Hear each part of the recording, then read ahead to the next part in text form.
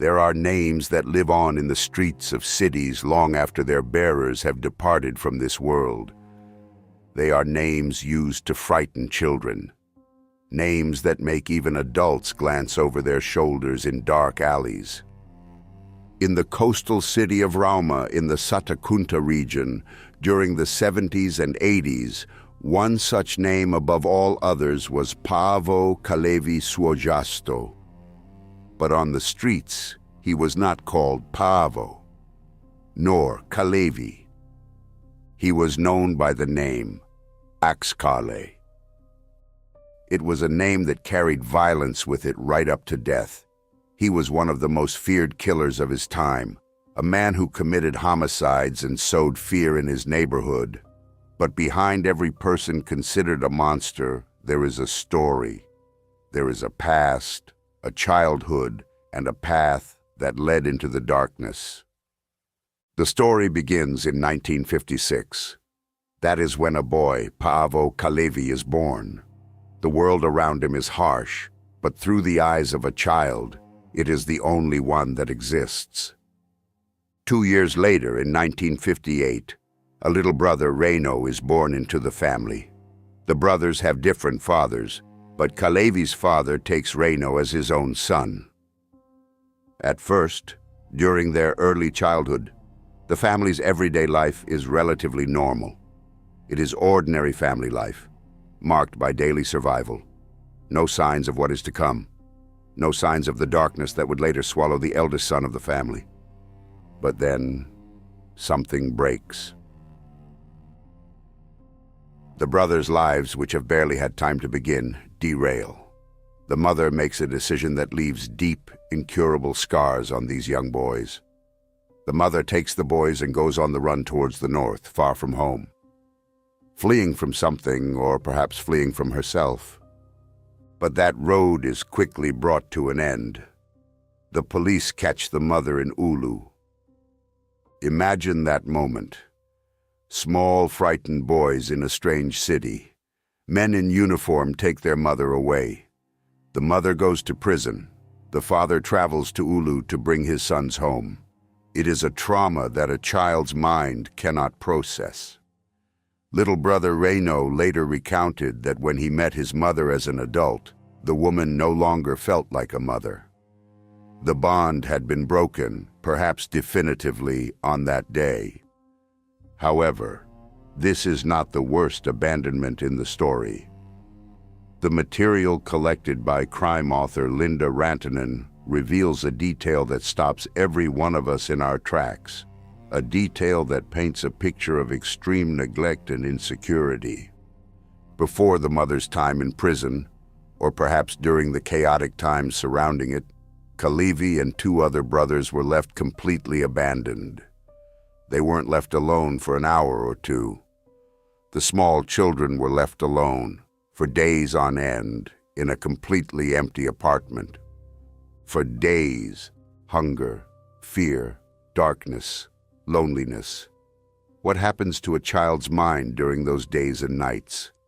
How did the eldest brother, Kalevi, try to take care of the younger ones when he himself was just a fragile child?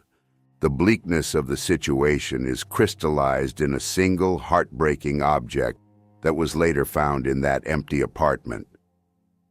An empty Pilsner bottle was found under the cupboard. It had been used as a substitute for the little brother's broken baby bottle. A Pilsner bottle as a baby bottle. It is an image that tells everything about the family's state at that time. In their father's custody, however, life tried to go on. The father managed reasonably well with his sons. They settled in Lapinjoki, a good 10 kilometers away from the center of Rauma. Kalevi, who perhaps never had a strong trust in adults, began to grow. Nothing at that point prevented the direction Kalevi's life could take. He had a chance.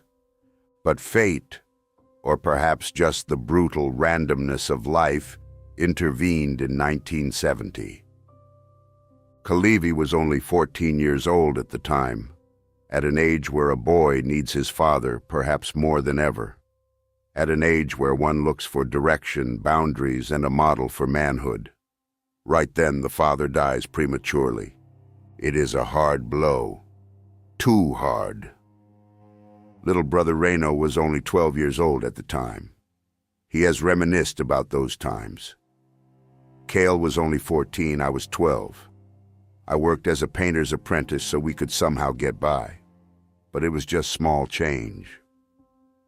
A couple of times a municipal worker came to bring us some groceries, but that was it. I remember winters when we couldn't afford heating oil. We tried to keep ourselves warm by putting an electric stove hot plate under the bed. Those were tough times. Cold, poverty, orphanhood, and a society whose safety net seems to consist only of random, hurried visits. The young boys' lives lacked a foundation, and when the foundation crumbles, the whole structure begins to sway. After their father's death, the brothers were left completely stranded. Social services were later severely reprimanded regarding the brothers' case, but it was too late. The damage had already been done. The boys had to survive on their own. Kalevi was the oldest.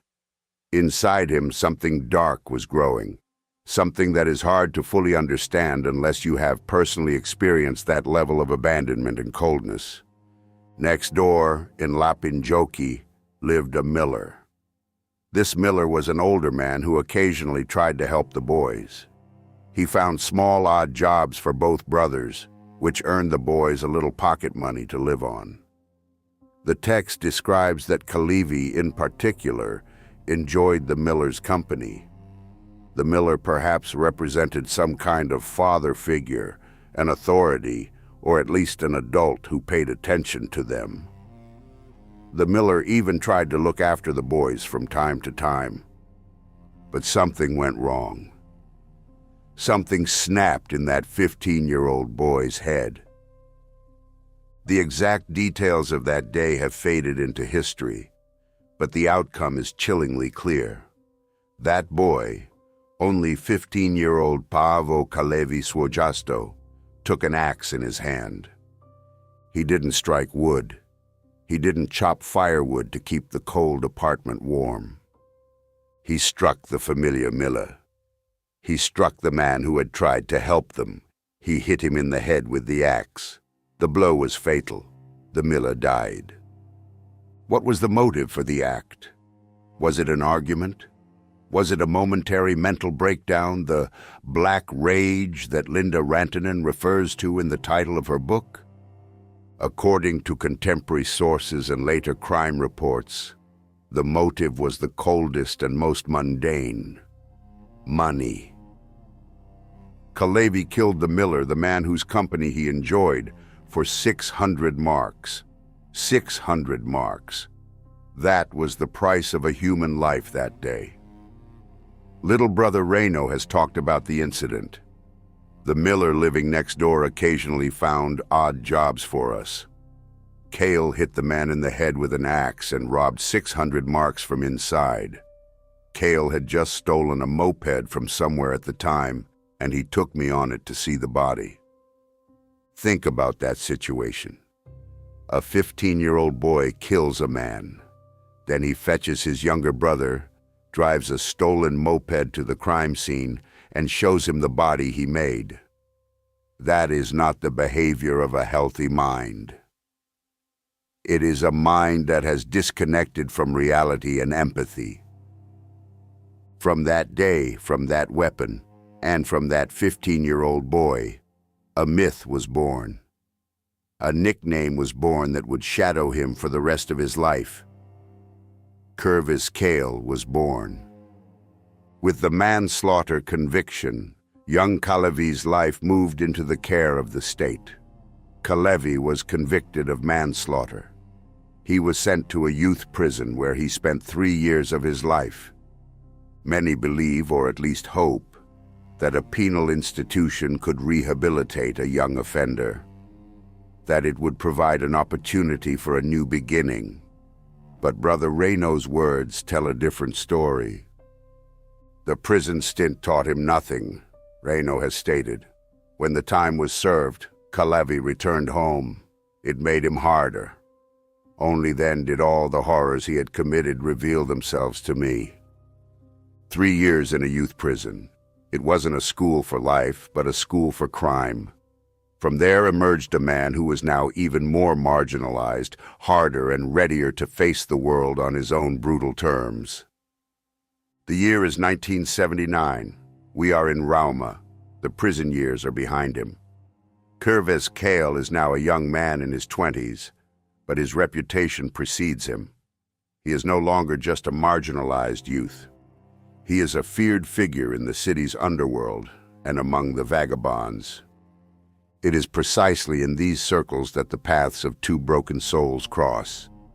Kalevi finds a woman by his side who does not fear his reputation, but perhaps even feeds it. This woman is Anja Bloom.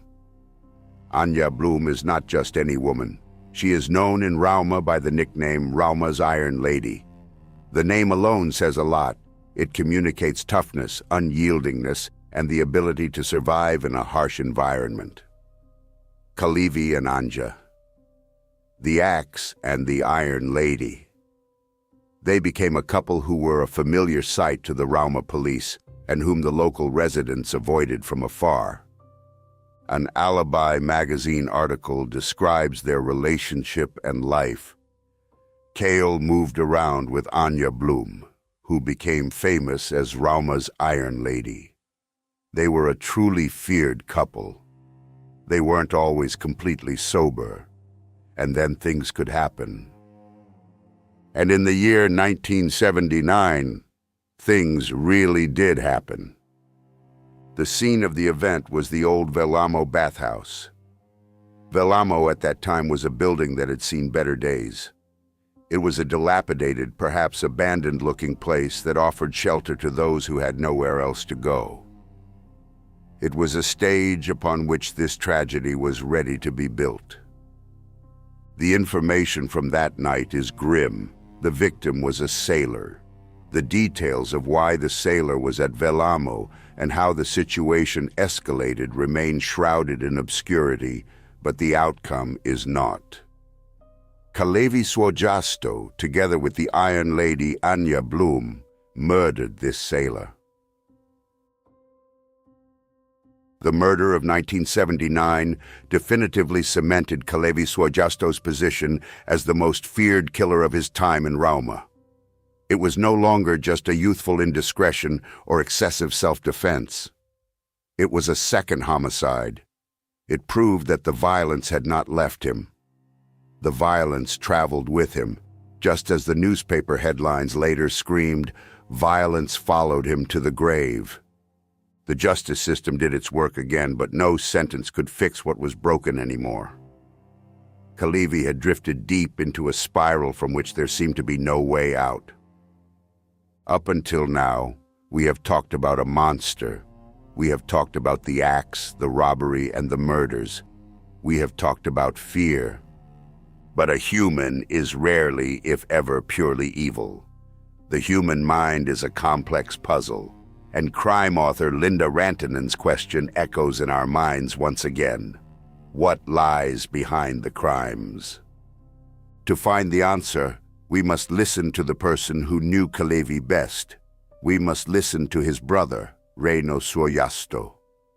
Reino has painted a picture of Kalevi in interviews that stands in stark contrast to the public myth.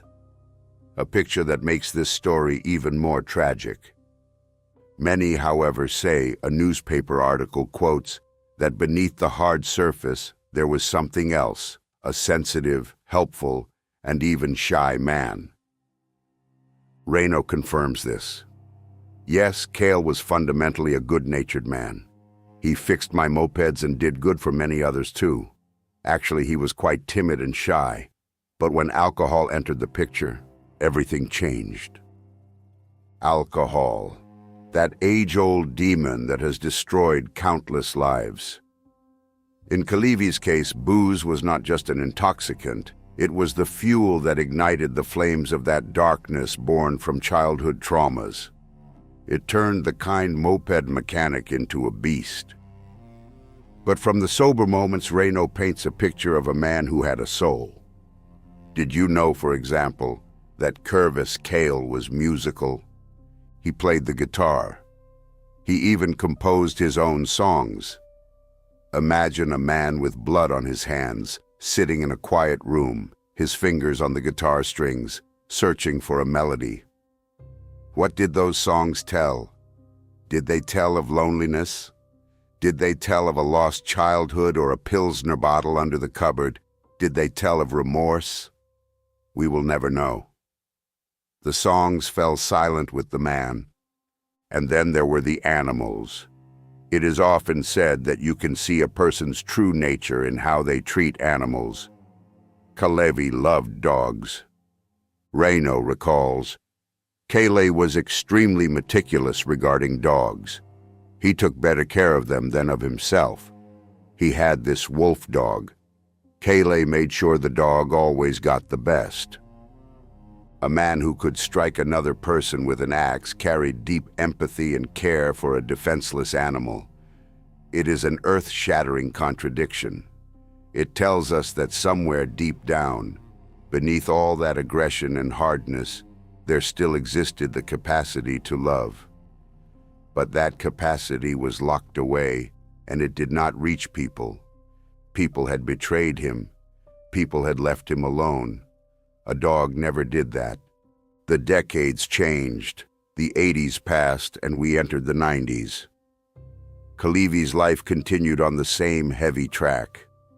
Sometimes in prison, sometimes in freedom, always followed by the shadow of alcohol and violence. Then came the year 1991. We are back in Rauma. What seems almost inevitable in this life story has happened. Alcohol, a dispute, and a familiar weapon. As is often the case in these circles, it was a trivial argument that started in an alcohol-fueled situation. An argument over alcohol. Someone said the wrong thing. Someone took the wrong bottle. The situation escalated rapidly beyond reason. And once again, 15 years after the first homicide, 10 years after the sailor's murder, Kalevi reached for the axe. The 1991 axe murder in Rauma was the final nail in the coffin of the myth called Curvis Cale. It confirmed to everyone that this man would never change. Violence was not just in his past. It was his way of solving things, his only route to release his inner pain. After this final murder, Kalevi didn't live much longer. The thread of his life, which had been frayed since the end of the 1950s, finally began to snap. Paavo Kalevi Suojasto died. He was only 38 years old at the time. Still a young man, but exhausted in mind and body by decades of a hard life. The exact cause of his death is not loudly proclaimed in these contemporary sources, but considering his lifestyle, the end rarely comes peacefully in old age. His gravestone stands simple. The name is carved into the stone. Suojasto, Paavo Kalevi. Date of birth, 4th of February 1956. Date of death, 30th of June 1994. It is just a gray stone amidst the moss. No mention of an axe. No mention of the Iron Lady. Just a person's name and dates, between which fit an immeasurable amount of darkness and pain. Let's return to Linda Rantanen's question one last time. Could all of this have been prevented? What if that day, when the mother went on the run, someone had taken those little boys into true warm care? What if that Pilsner bottle had never had to be dug out from under the cupboard? What if, after the father's death, 14-year-old Kalevi had received help other than just random bags of groceries in a cold apartment warmed by an electric stove? We do not have the answer. We can only speculate. But what is clear is that Paavo Suojasto was not born a monster. He was born an innocent child into a world that betrayed him, time and time again. He learned that the world is hard, cold, and merciless, and he responded to it in the only way he learned, with hardness, coldness, and mercilessness. The atrocities he committed cannot be justified. To the relatives of the miller, the sailor, and the 1991 victim, no trauma brings comfort. The responsibility for the crimes always lies with the perpetrator. But perhaps, by understanding Kalevi's story, we can be one step closer to ensuring that no new axe scales are ever born, that as a society, we would not leave a single child alone in the dark. His story is a warning. It is the black rage that stems from abandonment. This was the story of Rauma's most feared man, a man who played the guitar, loved dogs, and carried violence with him right to the grave. Thank you for listening.